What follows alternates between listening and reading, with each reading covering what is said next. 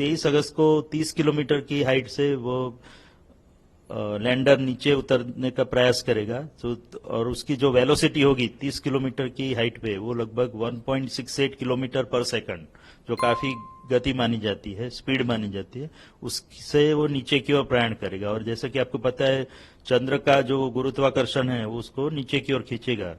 तो उसके बाद वो, इसलिए हमको जो थ्रस्टर इंजन है उसको रेट्रोफायर करना पड़ेगा, जिससे कि उसकी स्पीड कम होती जाए और धीरे धीरे जब चंद्र की सतह पर पहुंचेगा तब लगभग 0 स्पीड हो जाएगी उसकी।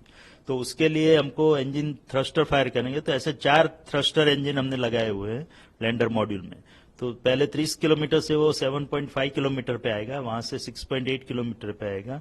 उसके बाद वो 2 इंजन हम बंद कर देंगे और फिर 2 इंजन से ही नीचे की ओर प्रयाण करेगा। जो 2 इंजन उसको रिवर्स थ्रस्ट देंगे, जिसके कारण जैसे कि मैंने बताया, जब 30 किलोमीटर पे था उसकी गति 1.68 किलोमीटर पर सेकंड थी, वो 6.8 किलोमीटर तक आते आते 350 मीटर पर सेकंड तक हो जाएगी, यानी कि 4 गुना कम हो जाएगी।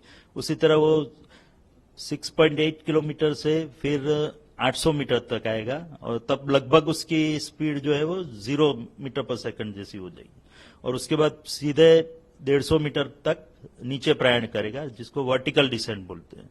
और उसके बाद अन्य जो हमने सेंसर और कैमरा लगाया है उसके इनपुट लेके और उसमें जो रेफरेंस डेटा स्टोर किया गया है, रेफरेंस इमेजेस, उससे उसको कंपेयर करके वो डिसाइड करेगा, वो निश्चित करेगा कि वो जो जगह पे लैंडर खड़ा है वहां पे घूम रहा है, वह उसके सीधा नीचे उतरने से वो सही जगह पे लैंडिंग कर पाएगा। अगर उसको लगता है कि ये जगह अनुकूल नहीं है तो थोड़ा XY डायरेक्शन में प्रयाण करेगा, थोड़ा दाईं ओर या बाईं ओर मुड़ेगा और लगभग 60 मीटर तक जाएगा और उसके बाद सीधा नीचे प्रयाण करेगा।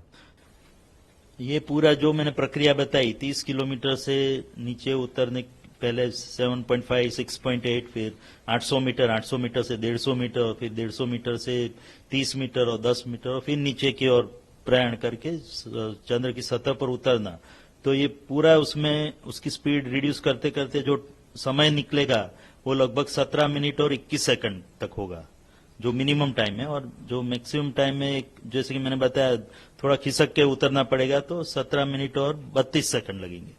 तो ये 17 मिनट्स ऑफ टेरर जिसको बोलते हैं, उस प्रकार की जो हमारे लिए क्रिटिकल या भयावह कह सकते हैं वो है, क्योंकि उसमें कोई भी गलती की संभावना भी रहती है। जैसा कि आपको पता है कि यहाँ बैठे बैठे हम पूरा वो कर रहे हैं, कंट्रोल कर रहे हैं लैंडर को नीचे उतारने का, तो उसमें कहीं अगर कुछ त्रुटि रह गई हो, जो कि ऐसी संभावना काफी कम है, बट फिर भी स्पेस आखिर रिस्की बिजनेस है, तो उसमें कुछ हम कह नहीं सकते। कोई भी सिस्टम में अगर माल फंक्शनिंग होता है, कुछ और प्रॉब्लम डेवलप होता है, बट इस बार हमने ये ध्यान रखा है कि हमारा जो डिजाइन है वो पूरा फेलियर को ध्यान में रखी किया गया है। कि जनरली हम डिजाइन करते हैं कि सक्सेस कैसे मिले, कि सफलता कैसे मिले, पर इस बार हमने यह ध्यान रखा है कि अगर निष्फलता के कोई